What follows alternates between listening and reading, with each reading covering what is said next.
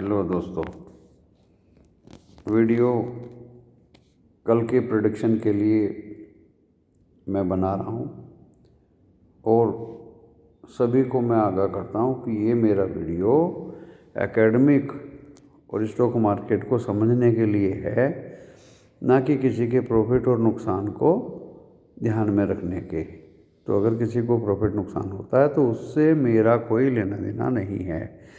आप इसको as a academic purpose के लिए इस्तेमाल कर सकते हैं। किसी को कुछ खरीदना है या बेचना है तो अपने पर्सनल फाइनेंशियल एडवाइज़र से सलाह लें। अब मैं अपना वीडियो स्टार्ट करता हूँ।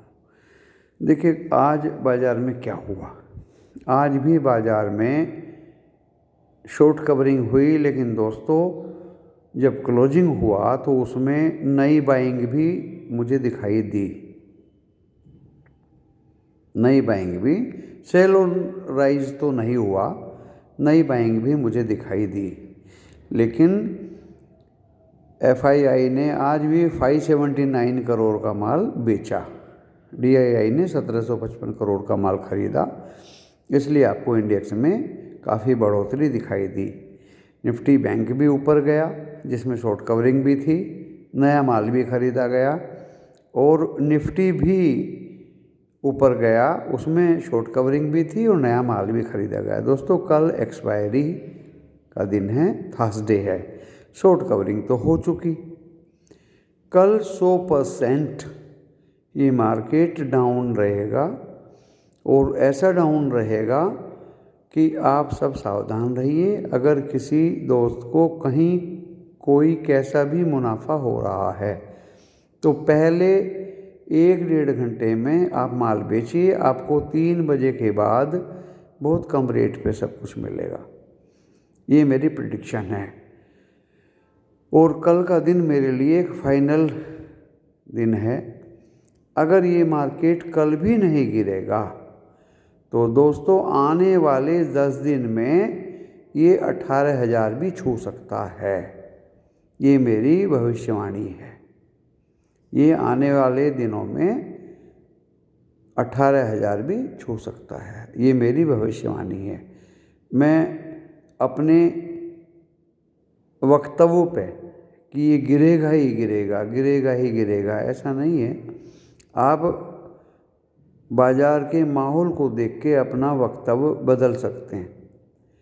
दोस्तों को अच्छी सलाह देने के लिए बदल सकते हैं। और मैं कई दिन से बोल रहा हूँ कि आप सिस्टेमेटिक इन्वेस्टमेंट प्लान के दौरान कुछ अच्छे स्टॉक्स खरीद सकते हैं और मैंने 12 स्टॉक आपको दिए थे। आप उन 12 स्टॉक्स में पैसा लगा सकते हैं। कल भी मैंने gas authority of India limited और इंजीनियर्स इंडिया लिमिटेड दिया था। कैस्ट्रोल भी दिया था दोस्तों।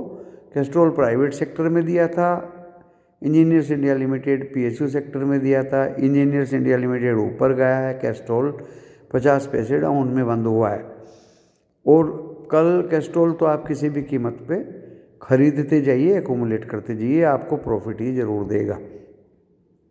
तो दोस्तों अब मेरा वक्तव्य ये है कि कल अगर बाज़ार ग्रीन में बंद हुआ, 17,500 के ऊपर बंद हुआ, तो इस मार्केट में नई बाइंग स्टार्ट हो गई है। नई बाइंग स्टार्ट हो गई है। लेकिन FII की आज की भी सेलिंग को देखते हुए हो सकता है कल सेलिंग बढ़ जाए और DII का शॉर्ट कवरिंग और नई बाइंग कम हो जाए। तो कल मेरा भी परीक्षा है, आप देखेंगे। दूसरे यूट्यूबर की तरह से मैं चैलेंज तो नहीं करता, दावा तो नहीं करता कि इसको नीचे जाना ही जाना पड़ेगा, मैं ये यूट्यूब पे अपना वीडियो बनाना बंद कर दूंगा, ऐसा नहीं है।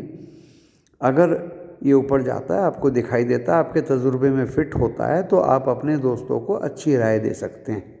और अगर ये बाज़ार नीचे जाता है और आपको दिखाई देता है कि बाज़ार नीचे जा रहा है, तो दोस्तों मैं आपको अच्छी सलाह दूंगा। नीचे जाएगा तो आप खरीदिए, दोस्तों ऊपर जाएगा तो खरीदे हुए माल को आप एक बार बेचिए। अगर आपको किसी भी स्टॉक में 10% का प्रॉफिट हो रहा है तो, जैसे डेल्टा कॉर्प, 240 से 240 तो टच नहीं किया है, लेकिन इजीली 244 टच किया है। 244 से आज 270 है, 30 रुपया बढ़ा। 30 रुपये का मतलब होता है दोस्तों लगभग 10% से ज़्यादा। आप उसको इस रेट पे बेच सकते हैं ताकि आपको एक प्रॉफिट आ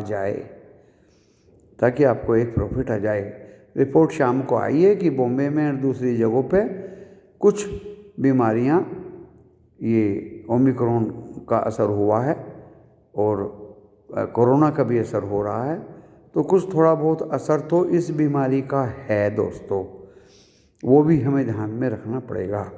दूसरा FII की सेलिंग को भी ध्यान में रखना पड़ेगा। DII भी कब तक खरीदेंगे, उनकी भी सेलिंग को ध्यान में रखना पड़ेगा।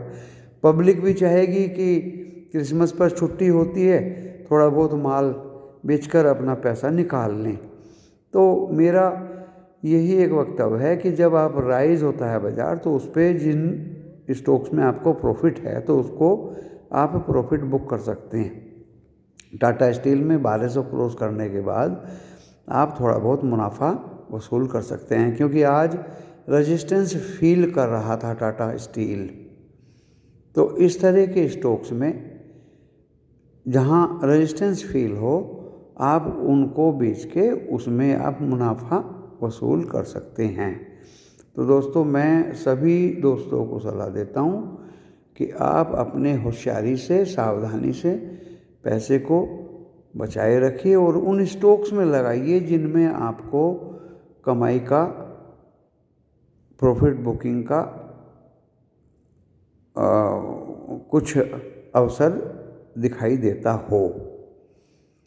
अब मैं ये भी कहना चाहूँगा कि जो अच्छे स्टॉक्स हैं, जिन पे डेफ्ट नहीं है, जिनका अच्छा EPS है एंड बहुत ही अच्छे लाइबिलिटीज़ नहीं है, और अच्छे स्टॉक्स हैं जिनके भविष्य में अच्छे रिजल्ट्स आने की उम्मीद है, वैसे स्टॉक्स को आप खरीद सकते हैं। और अगले मंडे को, अभी कल तो मेरा एग्ज़ाम ही है स्टॉक मार्केट में, अगर ये ग्रीन में बंद हुआ तो मैं फ्राइडे को ही आपको 12 स्टॉक बता दूंगा, और अगर ये रेड में बंद हुआ तो मैं श्योरली अगले मंडे को 12 स्टॉक बताऊंगा, जिसमें 6 पब्लिक स्टॉक होंगे, पब्लिक सेक्टर के, और 6 प्राइवेट सेक्टर के होंगे। 12 स्टॉक मैं बता चुका हूँ, जिनमें आपका, मैं उम्मीद करता हूँ, सिस्टमेटिक इन्वेस्टमेंट प्लान के दौरान इन्वेस्टमेंट शुरू हो चुका होगा। और जहां आपको 10% से ज़्यादा प्रॉफिट दिखाई दे, आप अपना प्रॉफिट भी बुक करते चलिए, ताकि आपके खरीदे हुए स्टॉक्स की अगर दोबारा खरीदने की ज़रूरत पड़े, या आपके पोर्टफोलियो में है या दूसरे स्टॉक्स हैं, तो इस मुनाफे को अगर अपने पोर्टफोलियो में जोड़ते हैं तो उनकी बाइंग रेट आपकी कम आएगी और आप निश्चिंत हो जाएंगे कि मेरा ये स्टॉक बहुत कम रेट पे ख़रीदा गया है। इसे ही दोस्तों वेल्थ क्रिएशन बोलते हैं। तो ये स्टॉक मार्केट में आप सावधानी से ट्रेड करिए। अच्छे स्टॉक्स मेरी नॉलेज में हैं और मौका आने पे ये अच्छे स्टॉक्स आपको बता दिए जाएंगे। अभी 15 जनवरी तक आपके पास पूरा मौका है और मैंने आपको 20 दिसंबर तक का समय दिया हुआ है। 20 दिसंबर तक ये मार्केट आपको बहुत मौके देगा अच्छे स्टॉक्स खरीदने के और प्रॉफिट बुक करने के। अभी मार्केट बढ़ा है, मैंने भी आज प्रॉफिट बुक नहीं किया है। कल सुबह मुझे कुछ स्टॉक्स में प्रॉफिट बुक करना है जिनको मैंने बहुत नीचे के रेट पे ख़रीदा हुआ है, और अगर मुझे वो प्रॉफिट बुक हो जाता है, उस 3 बजे के बाद मुझे वो स्टॉक बहुत कम रेट पे मिलता है, तो मैं दोबारा ख़रीद लूँगा, और नहीं तो मैं डिलीवरी छोड़ दूँगा। फिर मुझे अगली बार ज़रूर कोई मौका मिलेगा, क्योंकि मेरे पूरे इतने बड़े तजुर्बे में जो स्टॉक मैंने बेचा है कभी, वो मुझे नीचे के रेट पे ज़रूर मिला है। तो दोस्तों, इसी सब विवरण के साथ, एनालिसिस के साथ, वक्तव्य के साथ मैं अपने वीडियो को विराम देता हूँ। नमस्कार।